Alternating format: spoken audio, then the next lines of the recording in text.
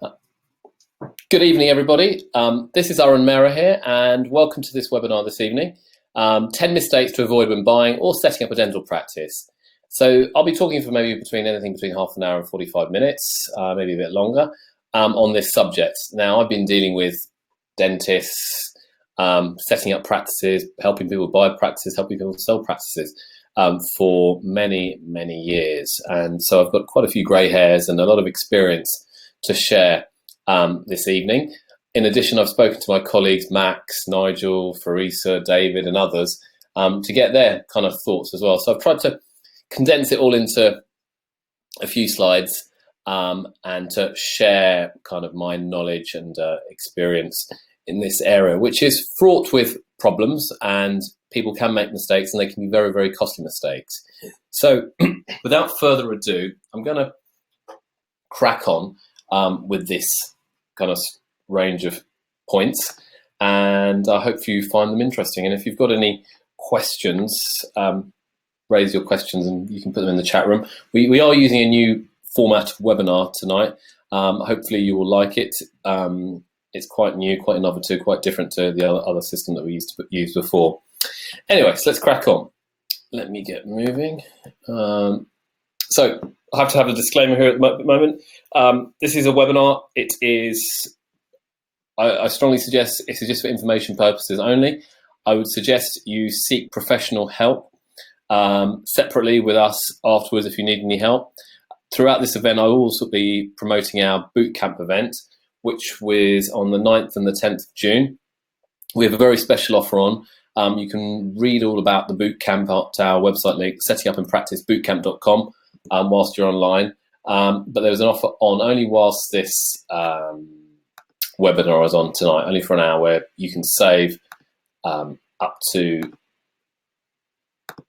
basically £400 off the webinar. Current price on the website is £999. You can buy it for £599 via this link on this webinar. Anyway, let's crack on. So, first mistake I see lots and lots of people making over the years: not doing their sums correctly and not doing enough homework on what they're buying.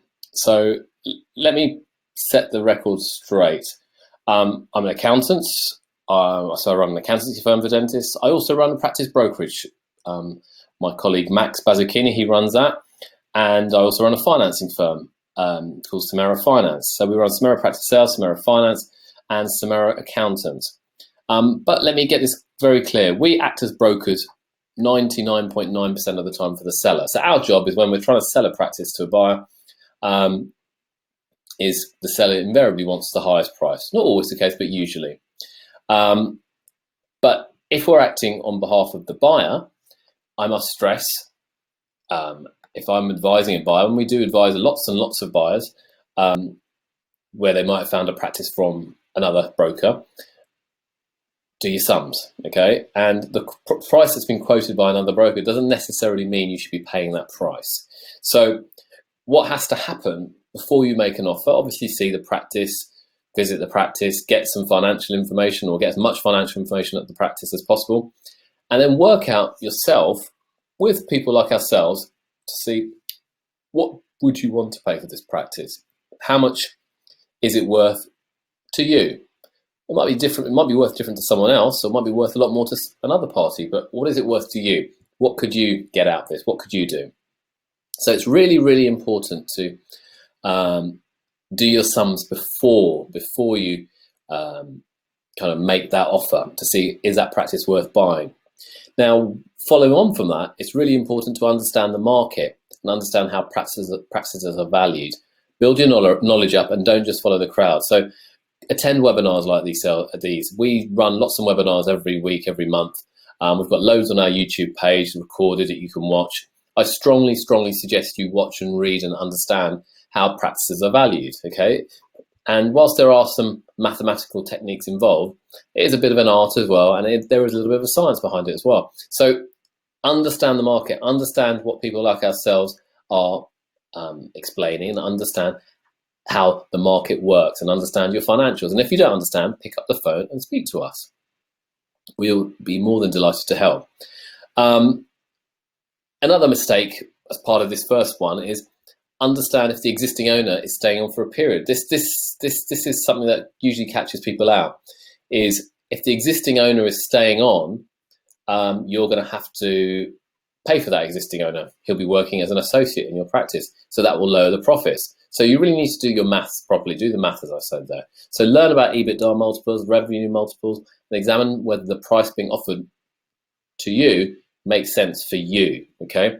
So what this slide is really saying is get some help from an accountant, understand the numbers, and see if the proposition being proposed to you is going to work for you, because everyone has a very different scenario. Everyone has different capital behind them. Everyone has a different ability to borrow money as well. Let's move on to the next one. So let's say you decide to make an offer for a practice and your offer is accepted. That's just the very beginning of the process. And the mistake I've seen so often is poor or even no due diligence being carried out. Very minor legal due diligence being carried out by looking at the contracts in place and the lease in place, but not much else. Now, I can relay a story that I know very well. A client of mine many years ago, they were very keen on buying a particular practice, very excited about buying a practice, perhaps a bit too excited. The bank said, yeah, we'll lend you the money, and the person bought this practice. Before they knew it, the practice they bought really wasn't what they thought they'd bought. There were fictitious patients who'd had treatment that hadn't actually had treatment, which effectively had increased the revenue of the business when it wasn't actually there. So really important to do your due diligence and to know as much about the practice before you buy it, because once you've bought it, it's too late, okay? You can always walk away before you've bought it, before you've exchanged, before you've completed, but you can't after you've bought it. So know what you're actually buying. Check the patient list. If they've got software of excellence or R4, look at the patient's list. Do they actually look real? Verify those addresses, some of those addresses against other records, third-party records if you wanted to. Figure out what equipment is staying on or going, okay? Know what is staying, because quite often or not, you might be assuming things are staying, but when it comes to the crunch day, when those items aren't there and you're expecting this nice piece of kit, a nice autoclave, and they're not there. So make sure you know what's staying and understand what will be there on completion. Try and find out about the reputation of the clinic. Talk to patients who may be going to that clinic already. Fish around in the area, look at Google reviews. There's so many ways you can do this, but what I'm saying is sniff around. Ask to look at the clinical records, financial performance, such as management accounts, and anything else that you have questions about.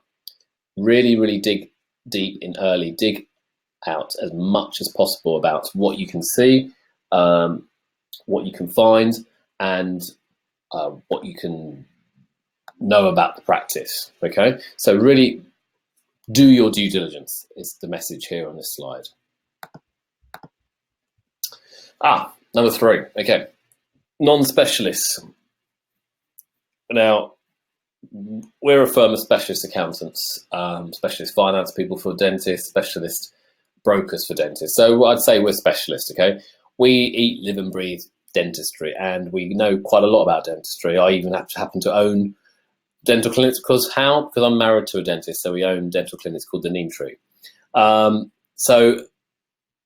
when I've spoken to other accountants who aren't specialists, who don't really know what an autoclave is or what a dental chair exactly is or how much does an x-ray equipment cost or what is the CQC, you're kind of barking up the wrong tree. So really, really ensure you've got people who understand your business and therefore understand dentistry, because they wouldn't have just seen it once, they've seen it dozens and dozens and dozens of times, or maybe hundreds of times like ourselves here. So specialists you will need are accountants, lawyers, definitely a lawyer who would understand the NHS contract if you're involved in NHS contract issues, perhaps some CQC specialists who understand the implications of if you don't pass your CQC, and who will understand what has to be done to comply with CQC. And quite often or not, people balk at the prices that sometimes specialist accountants, lawyers, whatever, charge. Well, in truth, whilst the fees might be slightly higher when people are quoted, I'm pretty sure 9 times out of 10 that the actual cost will be lower than if you went to a non-specialist, because a non-specialist has to research everything, understand dentistry, understand the issues, and before you know it, whilst they quote a lower fee, it ends up usually being a much bigger fee. So always try and find a specialist to support you. Okay, and there are plenty of specialists out there in all these fields. Okay. Right, number 4, not having your finances ready. Okay, now the message I want to say is always be ready. So before you decide to buy or set up a clinic or find a practice or anything, get your finances in order. Okay, so what do I mean by that? So firstly, you need to make sure that your credit history is half decent. You don't necessarily have huge credit card loans. You are managing to manage your bank account well. You're not going into an overdraft when you don't have an overdraft facility. So get your finances firstly in order. Then you need to then think, how much can you actually borrow?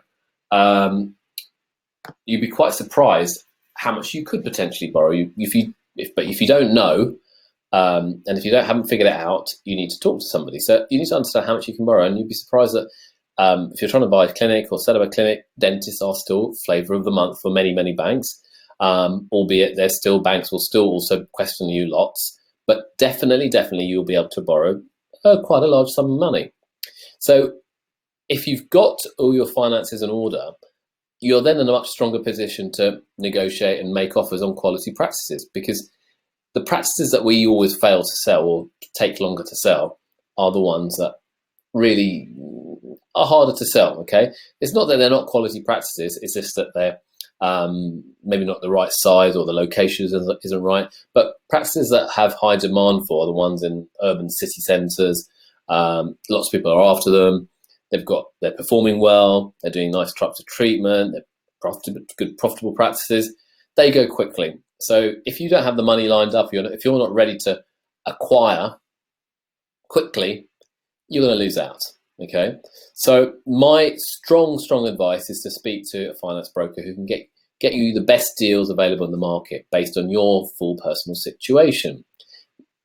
Now, you may be banking with one of the main banks, and that's great, but I can guarantee you, quite often or not, they won't necessarily offer you the best deal that's available in the market. So that's why it's really important to talk to someone like Nigel, who's in our team, Nigel Crossman, who heads up our finance team. And he invariably has contacts with all the major banks out there and other lenders out there for anyone looking to buy practices. And we can usually play off quite a few different deals against each other, ultimately for you to get the best deal. Now, the question you might ask is, well, why don't I just go direct to a bank? You could go direct to a bank, but quite often or not, you won't be getting the best deal, and you'll never know if you're getting the best deal. But someone like Nigel, he's got the breadth of market covered, and from that, you can get a best decision made and evaluate your scenario. So number 4, not having your finances ready is a mistake that I always see on a regular basis. So point there is always be ready. Have your finances ready. Be ready to raise your finance quite quickly. Okay, next point. That's right. Now, when people are buying a practice, emotion usually gets quite involved, and you need to think about what other further expenditure will I have? And quite often or not, you might see the turnover figures and the profit might be quite good. It's a good location, the team look all right. But one thing quite often or not factored in is further expenditure that may be required when you take over the practice. So really stress, you must look at the current equipment. Okay, are the chairs in working order? Or do the x-rays need replacing? Do you need digital x-rays? Does it need a computer system? Do you need to install a software system? Suddenly, what you thought you were buying a practice for might go up by another £50,000 to £100,000 because there's lots and lots of work that needs to be done. You may need to redecorate. You may need to rebrand. All of these things cost money. And you need to think, have I factored that into my offer when I buy that practice? Really, really important. In addition, I mentioned computerized systems. Think about when you're buying a practice, You've got paper records there, but if you're buying a paper record practice, do you actually know how many patients you're actually buying? And when did they come in last? Okay, when did they work? When they were last active in the practice? And my strong suggestion is that if they are paper records, I strongly suggest you get them into computers as soon as possible when you buy that practice. So buying a practice is exciting, great, but understand that you may have to spend further money just to, in the first 12 to 18 months, to change things around, new equipment, change it the way you want it to look like, get the branding like new reception desk, new decor, new chair, new x-rays, new tools, loops, you name it. Suddenly, it's a lot more money on top. So know your, and this goes back to point one really. Know your numbers, know what you're expecting to spend, and know what further expenditure that may be required. Okay. Number 6. This is a common one that I've seen, and I must stress is really important. And this is perhaps why I like doing squats. You can buy a practice, and we all know practice values are have gone up over the last few years. But you have to ask the question: if you buy a practice, can you add further value to it? That's the bottom line. That's someone out there. So in a few years' time, you can sell it for a further higher price. And this is critical to any quality purchase. In fact, in anything that you can buy today, can you add value? So when I say add value, I mean, can you add new services? Is there room to put in another surgery somewhere so you can provide further dental treatment? Can you offer things such as Botox and fillers?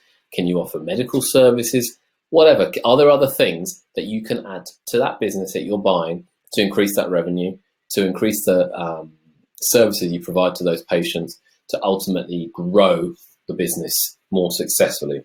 If you cannot add value to what you're buying, question, why are you buying it? Yeah. So you have to think, if you can't add value, you have to ask yourself, why am I buying this business? Number 7. Yeah, another one. Buying a practice whereby the loan repayments are a big, big burden. Now, firstly, you need to, as I said earlier, know your numbers. This is all going back to numbers. I might be sounding a bit of a bore as an accountant here, but understand the financial commitment you may take on. It's not for everyone. Borrowing large 6-figure or 7-figure numbers is a big, big deal, okay? And not for everyone's appetite.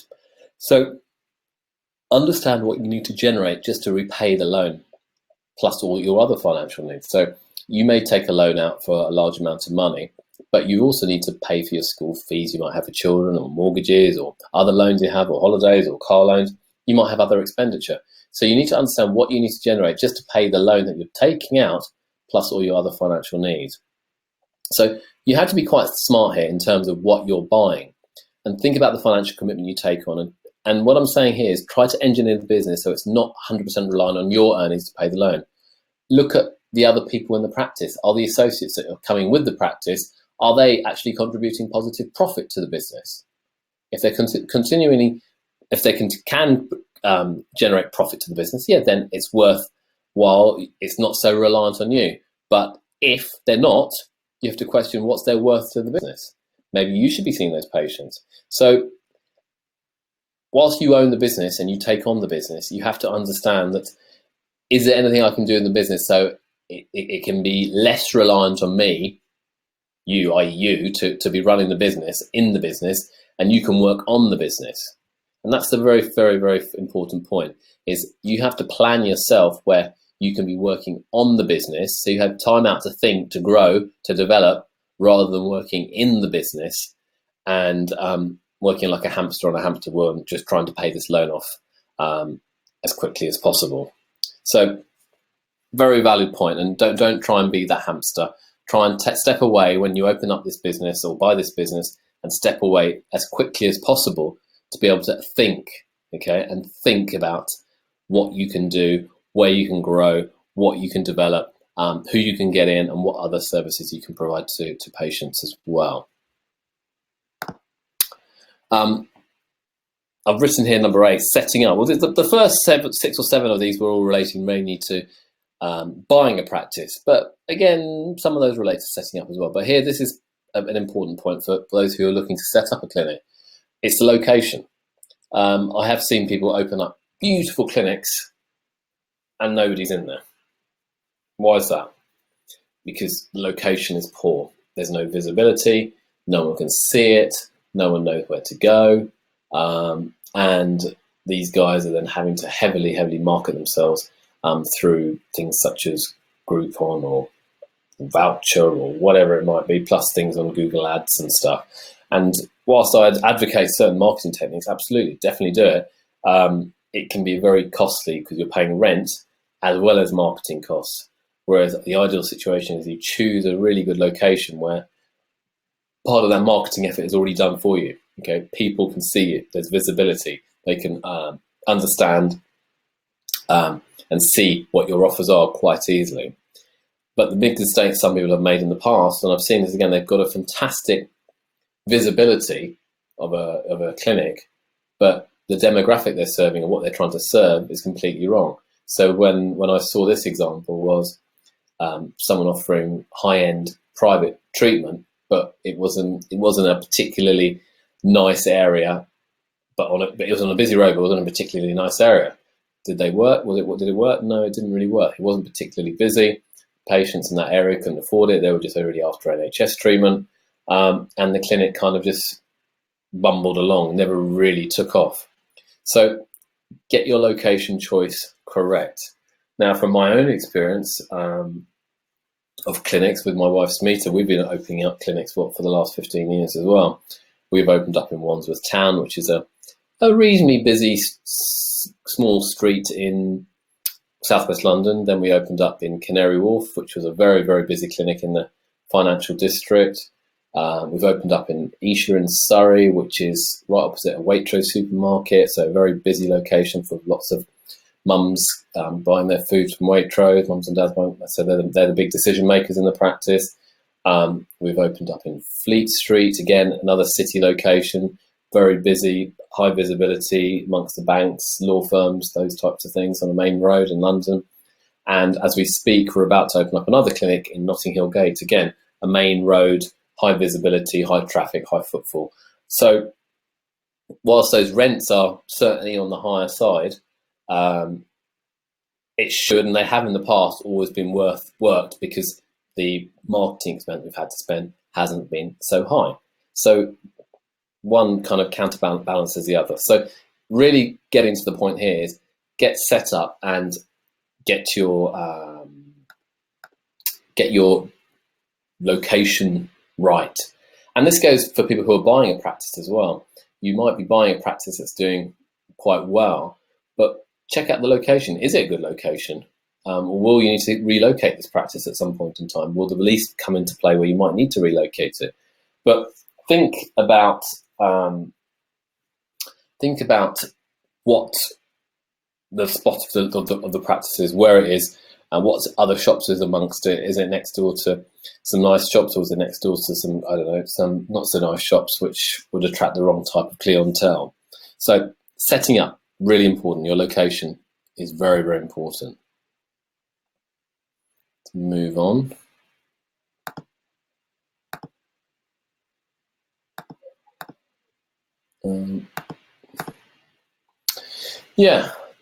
Number 9, emotions. Now, I've been in business over 15 years, and it's emotions that will make you and break you. But really important when you're buying a practice or seeing a location and you want to do it, you don't let your emotions get carried away. Whilst it's exciting, it can be fast-paced.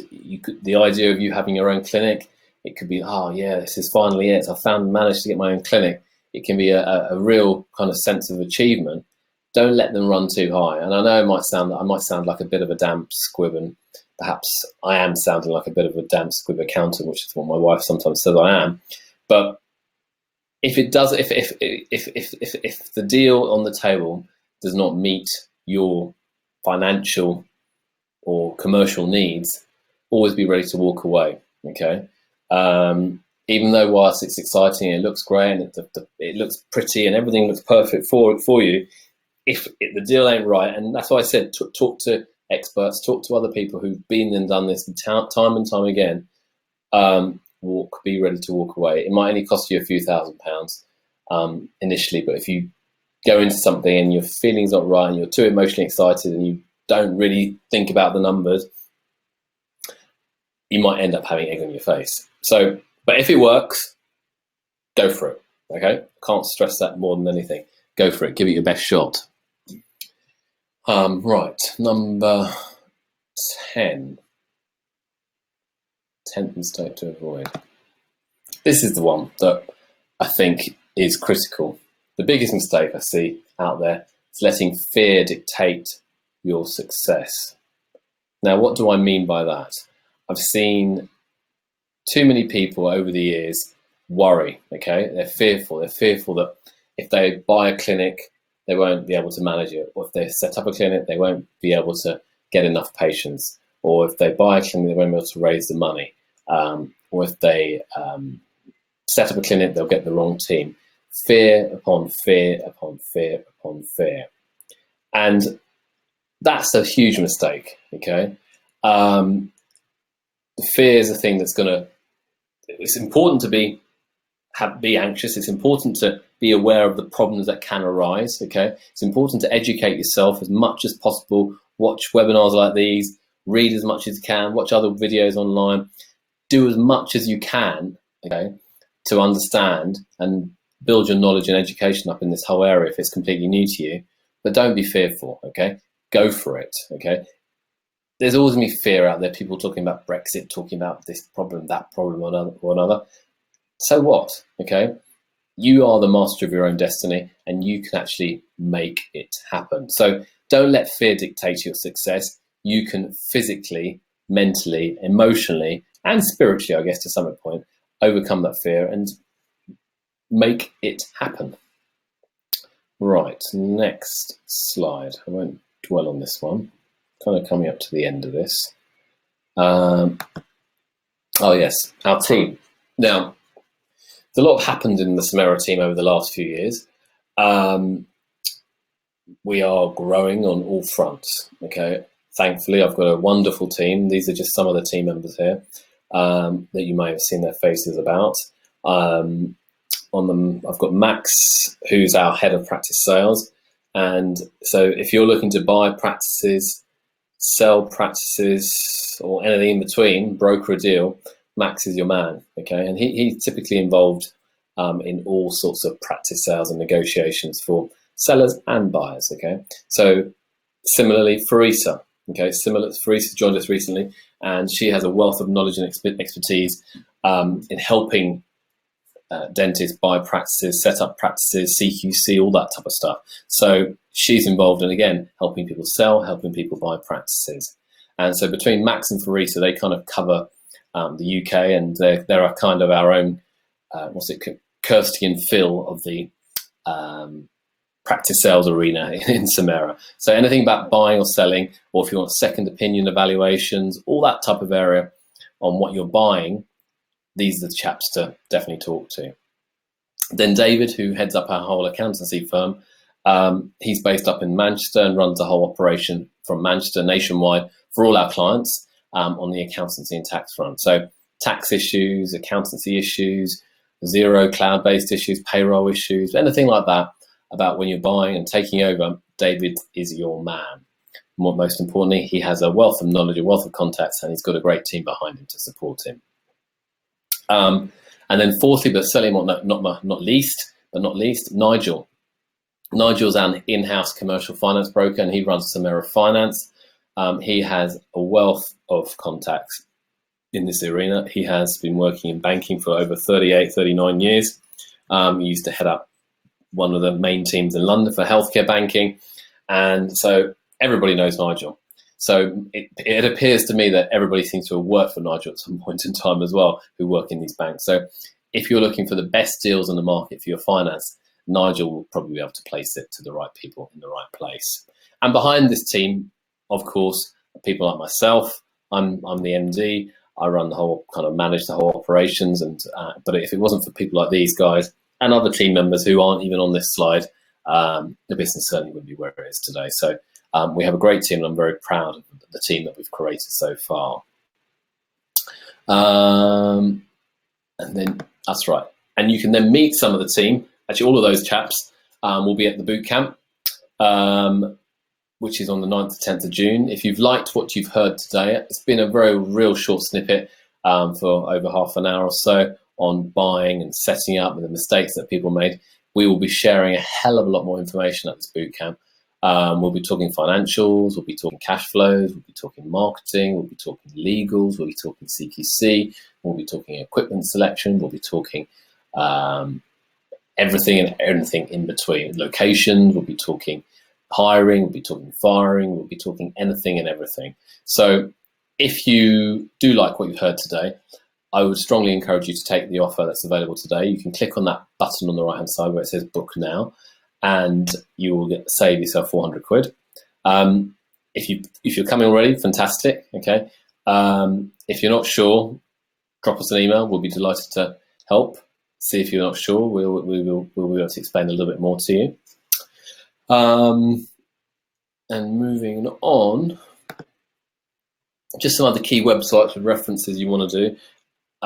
First website, samera.co.uk. It's our main kind of website. We'll be updating that soon. There's a lot of information on there, but we're trying to make that a little bit slicker and smarter.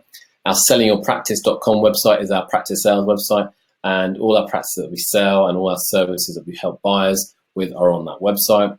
And then healthcarefinance.co.uk is our finance website, where we can help people raise finance, and which Nigel's heavily involved with as well. In addition, I would strongly suggest you visit our YouTube page. On YouTube, we've got almost 100 videos on all these things, all these subjects of buying, selling, tax, anything and everything. So go into YouTube and just type in Samera Accountants, and you'll certainly find us there. And more dentists are finding us there every day. So without further ado, I hope you've found my 10 mistakes useful and knowledge for you, giving you a taste of something that we're talking about and what we do. If you need any help, you know where we are. Get in touch with us, info@samera.co.uk. Telephone number 0800 0147 647. In addition, this week on Friday and Saturday, which I haven't put on the slide, but we'll be at the dentistry show. We have a stand at F62. All the team I just showed you just then, David, Max, Farisa, Nigel, will all be around, and we'll be delighted to talk to you about any of your needs. And we look forward to seeing you there. But if you can't make the dentistry show, you know where we are. Check us out online, drop us a call, email us, any way you like, and we will be delighted to help you. Okay, thank you very much. Have a lovely evening.